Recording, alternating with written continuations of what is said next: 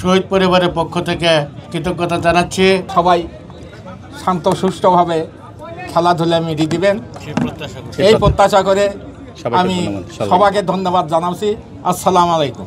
আয়োজনকারীদের পক্ষ থেকে আয়োজনকারীদের যারা এখানে সম্পৃক্ত হয়েছেন, শ্রম দিয়েছেন, প্রথমেই তাদের আমি আমার অন্তঃস্থল থেকে আন্তরিক অভিনন্দন জানাচ্ছি।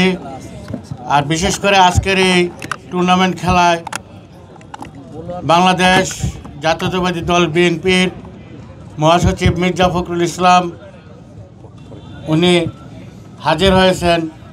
এজন্য আমি শহীদ পরিবারের পক্ষ থেকে কৃতজ্ঞতা জানাচ্ছি এবং এই টুর্নামেন্ট উপলক্ষে যারা আজকে উপস্থিত হয়েছেন খেলোয়াড় সহ সবাইকে আমি আমার লাল গোলাপ শুভেচ্ছা জানাচ্ছি।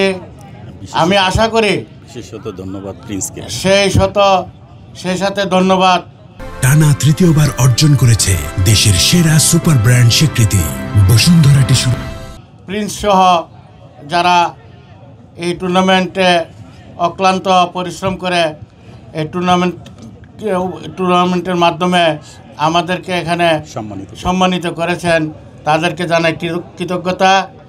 আমি আশা করি আগামী দিনে যে নতুন বাংলাদেশ গঠন করা হচ্ছে সেই বাংলাদেশের